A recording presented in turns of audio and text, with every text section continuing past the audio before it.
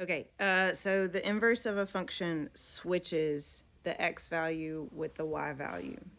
So if this point right here is the point -4, -2, then the inverse function will have, or inverse relation will have a point that's at -2, -4. So your signs don't change, but whatever your x value is becomes your y, and whatever your y value is becomes your x. So this inverted point would be here at -2, -4. Okay, then we have this point at -5, -1. So the inverse is at -1, -5. So that would be down here. And then we have another one at -3, -1. So that's going to be at -1, -3, or here. So you can start to see which direction this graph will face, and it should be a reflection across the line y equals x. Maybe I can draw that better here. So this part is going to flip to this part, and this part is going to flip to this part. Okay, we have two other points. We have -6, 2, which becomes 2, -6. That's here. And then we have -2, 2, so that becomes 2, -2, which is here. So now you can see that it's going to be a sideways parabola. So instead of a y equals x squared parabola, we get an x equals y squared parabola, which it's not just x equals y squared because it's been shifted. It's not centered at 0, but that's the basic idea for it. So the table is there just to kind of help you make a list of points and then switch those points and then graph your new ones. All right, this is finding the equation of an inverse, and you have to do it algebraically, so without a graph. Remember, f of x means y, but for the inverse, just like with the points, you switch x and y. For the equation, you switch x and y. So instead of y equals blah, blah, blah, it's going to be x equals square root of y minus 3 over 7 plus 6. And I find it most helpful to kind of like in my head, if I'm trying to get y by itself, because that's our goal here, we need to rearrange the equation to get y by itself. I like to try to plug a number in for y in my head and then like ask myself, what would I do to that number first following the order of operations? So if I were to plug a number in for y, what would you do to that number first? So we would square root first, and then what would we do next? Subtract 3, and then divide 7, and lastly, add 6. So what we're going to do to get y by itself is we're going to undo all of these steps in the reverse order. All right? Think like wrapping a present. Somebody had to put the thing in the box, tape the box up, put the wrapping paper on it, put the bow on it. So when you unwrap it, you start by taking the bow off first, and then unwrapping the wrapping paper, and then untaping the box, and then taking it out of the box. So you're undoing in the opposite order. So the first thing we're going to do is we're going to subtract 6 from both sides of the equal sign. So that's going to give us x minus 6, and then all of this other stuff as it was. So we've taken care of the plus 6 that was there. And then the next thing on our list is the divided by 7. How do we cancel division by 7? We got to multiply the 7. So we're going to multiply this side times 7. It's going to cancel. We're going to multiply this side times 7. And you have to multiply the entire side times 7. So you can either put it in parentheses or you can distribute that 7. Either one's fine with me. On Delta Math, they don't distribute it for these problems.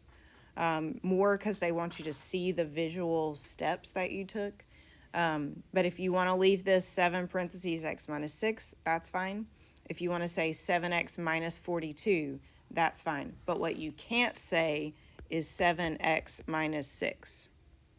That's not right. Okay. All right. So we've taken care of the divided by 7. I'm going to rewrite now. 7x minus 6 equals root y minus 3. Okay, so the next thing we need to get rid of, the minus 3.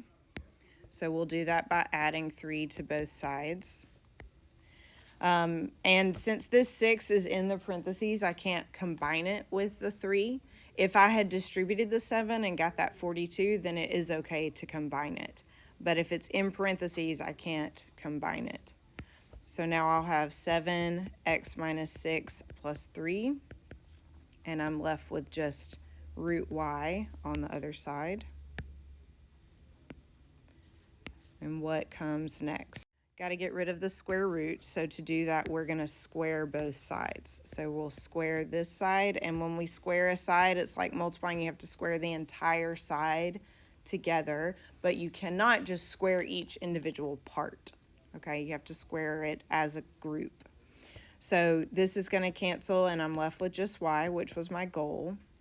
And then the other side is 7x minus 6 plus 3, and all of that is squared. So this is one way you can write the answer. It's the way you'll see it on Delta Math. If you had distributed the 7, you might see 7x minus 39 squared, which is also fine. The main problem with the rational expressions is you usually, when you switch x and y, you've got two y's to deal with. And when you're solving for y, you're not solving for two separate y's, you're solving for a single y. So you have to work through that. Okay, so we'll start off with, instead of y equals this fraction, it's going to be x equals, and then instead of 3x minus 5, it's 3y minus 5, and then 3 minus 4y. So we traded all of our x's for y's, traded all of our y's for x's. Now we're going to have to deal with the fact that we have a y in the denominator, because I can't solve for something that's in a denominator. So the first thing I'm going to have to do is take that denominator and multiply it to cancel it. Now I can't multiply just part of it because it's not in multiplied pieces. All right, I can't just multiply the 3 or just multiply the negative 4y. It is one term, one factor, so I have to multiply it as one unit. So 3 minus 4y gets multiplied on both sides so that I can cancel it out of the denominator. So that leaves me with just 3y minus 5, and I don't have a denominator anymore, which is good news. Now, since I'm trying to get y by itself, and this new y that I multiplied over to the other side is stuck inside parentheses, I'm going to have to distribute this x so that I don't have the parentheses anymore, because I'm going to need to get the y free, and right now it's trapped in those parentheses. So I'm going to have 3x minus 4xy after I distribute the x. So our next step is we're going to collect all the terms that have a y in them to one side of the equal sign, and all the terms that don't have a y to the other side of the equal sign. So I've got the 4xy that needs to be together with the 3y, and I've got the 3x and the negative 5 that need to be together. And it doesn't matter which direction you move them. I'm just going to move it so that I have less negatives, but it doesn't matter. So I'm going to move the 4xy over here, and I'm going to move the negative 5 over here. So that gives me 3x plus 5 on the left and 3y plus 4xy on the right. And the reason I do that is because now on this right side, both of these terms have a y in it. I can factor a y out. So that would look like 3 plus 4x times y. And then now that I have a single y, I can get that y by itself by dividing off the 3 plus 4x. And again, it has to be divided as a unit. I can't separate the 3 and the 4x. And now I have y by itself.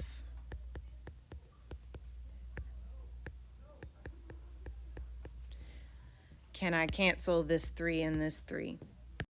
Big nope, cannot. That's final.